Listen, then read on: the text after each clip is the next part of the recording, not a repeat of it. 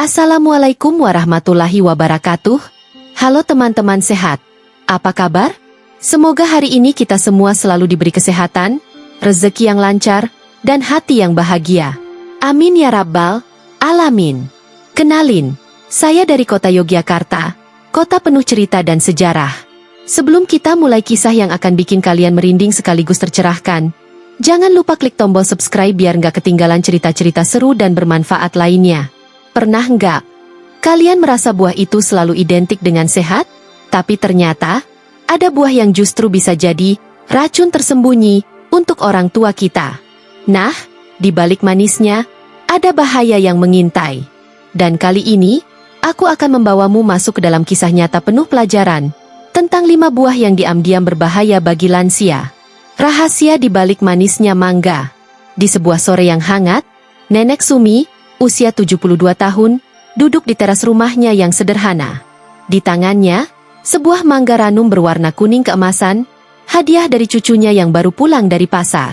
Senyumnya tulus, penuh cinta, seolah buah itu adalah tanda kasih sayang yang paling berharga. Tidak ada yang tahu, di balik rasa manis yang menempel di bibirnya, bahaya sedang menunggu. Nenek Sumi mulai memotong mangga itu.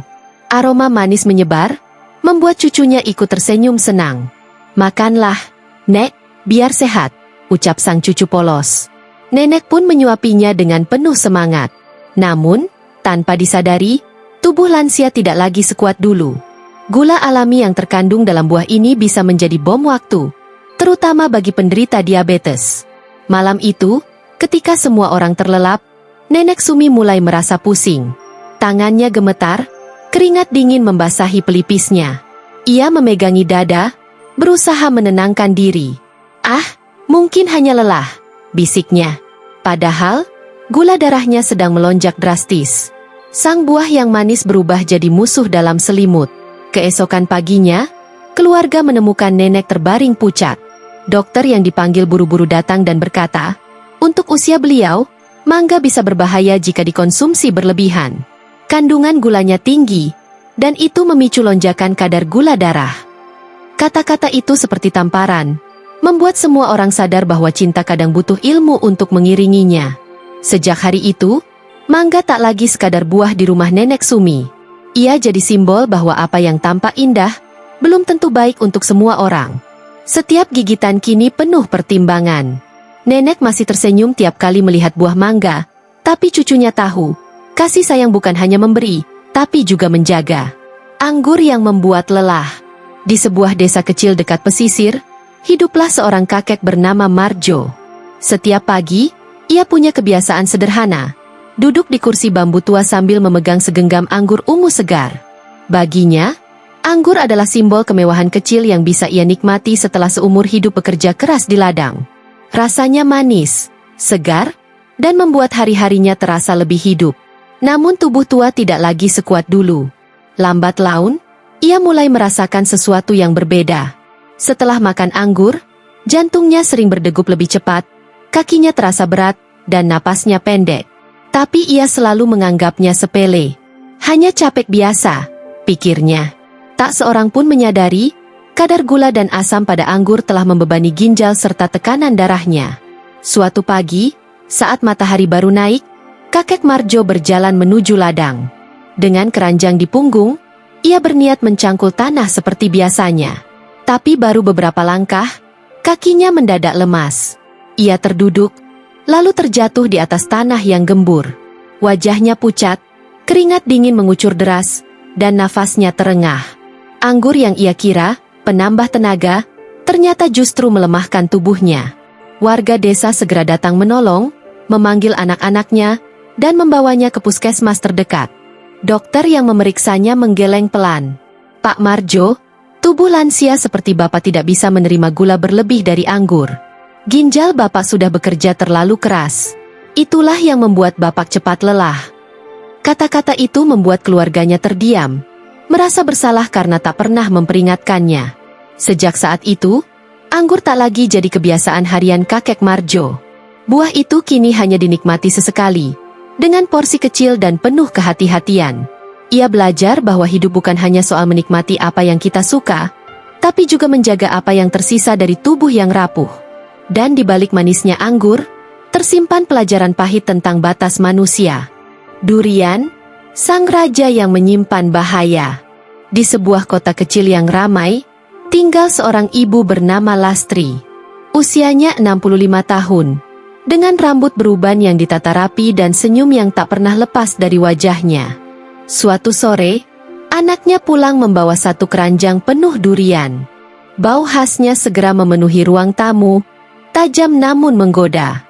Ibu Lastri teringat masa mudanya. Setiap musim durian, ia selalu berebut dengan saudara-saudaranya di kampung. Nostalgia itu membuatnya tak kuasa menolak. Tanpa berpikir panjang, ia membuka durian itu. Daging buah berwarna kuning emas menyembul, lembut dan menggugah selera. Ia menyendokinya dengan tangan gemetar namun penuh semangat. "Ah, ini rezeki, Nak," katanya sambil tersenyum puas. Anak-anaknya ikut tersenyum, merasa senang bisa membahagiakan ibunya. Mereka tidak tahu, di balik manis legitnya, durian menyimpan beban berat bagi tubuh Ibu Lastri yang sudah ringkih. Malam itu, kegembiraan berubah jadi cemas. Ibu Lastri mulai merasa dadanya berdebar kencang. Nafasnya tersengal, peluh dingin menetes di pelipisnya. Ia memegangi dadanya, mencoba tetap tenang, namun rasa sakit itu semakin menusuk. "Kenapa tiba-tiba begini?" batinnya. Tubuhnya memberi sinyal bahwa lemak, kolesterol, dan senyawa pada durian sedang bekerja melawan kesehatannya. Anak-anaknya panik, segera memanggil ambulans. Suara sirine meraung di malam sunyi, membawa Ibu Lastri ke rumah sakit. Dokter yang memeriksanya berkata dengan tegas, "Untuk usia ibu, durian bisa berbahaya. Kandungan lemak dan kolesterolnya memicu serangan jantung mendadak." Kata-kata itu bagai petir di siang bolong. Anak-anaknya hanya bisa menunduk, merasa bersalah karena tak memahami risikonya lebih awal. Sejak hari itu, durian tak lagi jadi buah sembarangan di rumah mereka.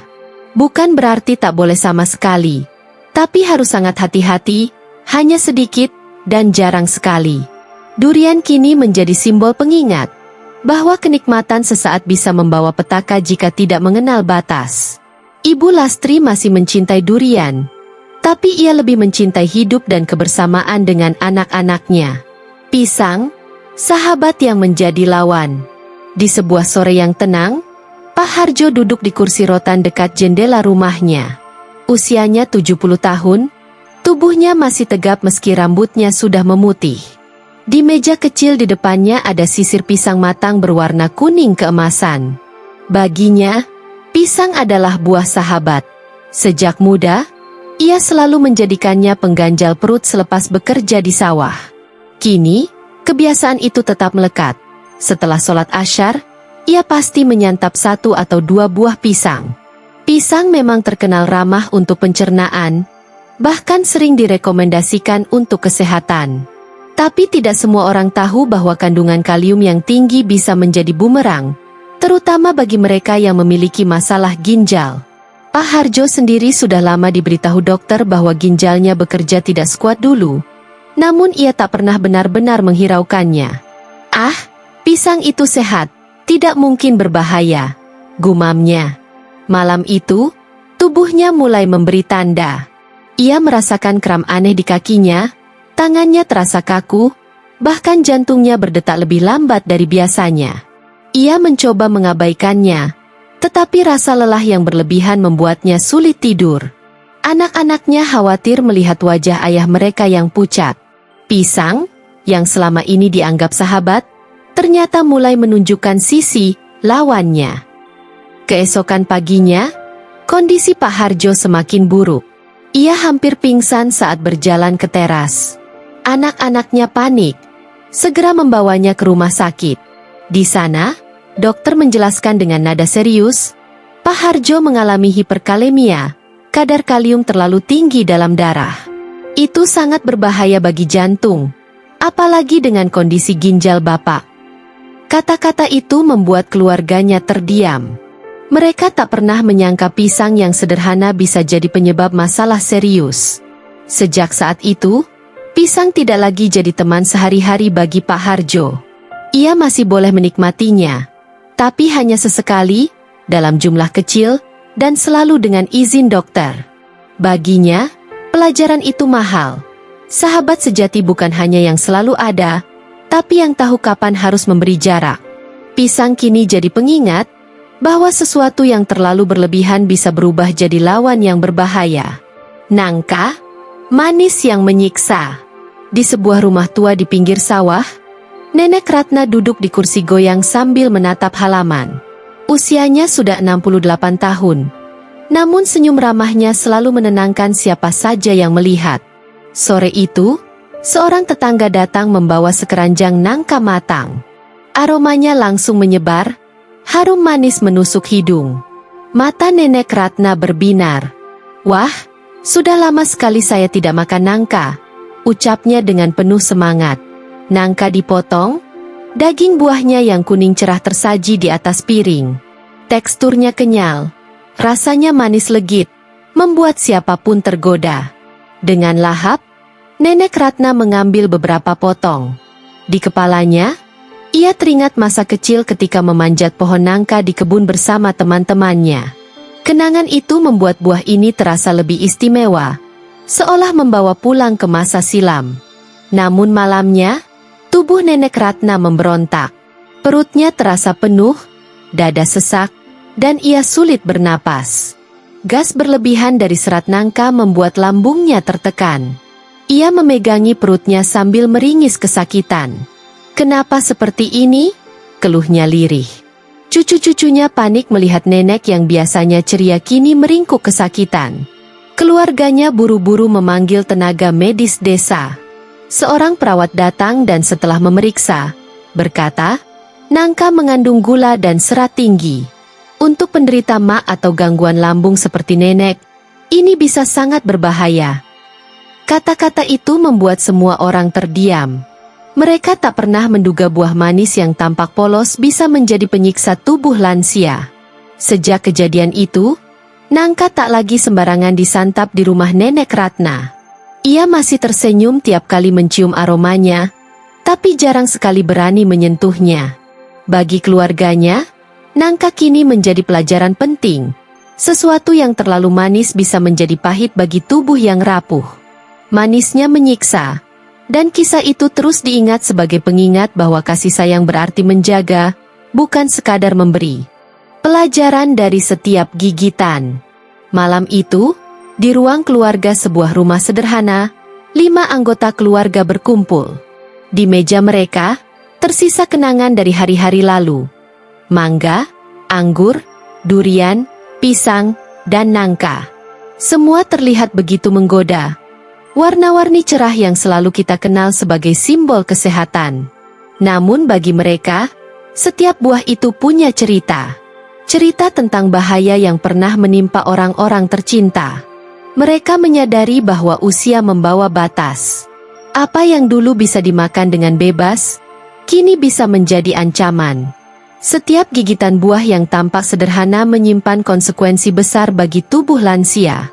Gula yang berlebihan, serat yang menekan lambung, kalium yang membebani ginjal, kolesterol yang mengacaukan jantung, semua itu kini mereka pahami dengan jelas. Seorang cucu bertanya polos, "Jadi, Nek, kakek-kakek nggak boleh makan buah sama sekali?" Neneknya tersenyum, meski matanya berkaca-kaca. "Boleh, Nak, tapi harus tahu caranya.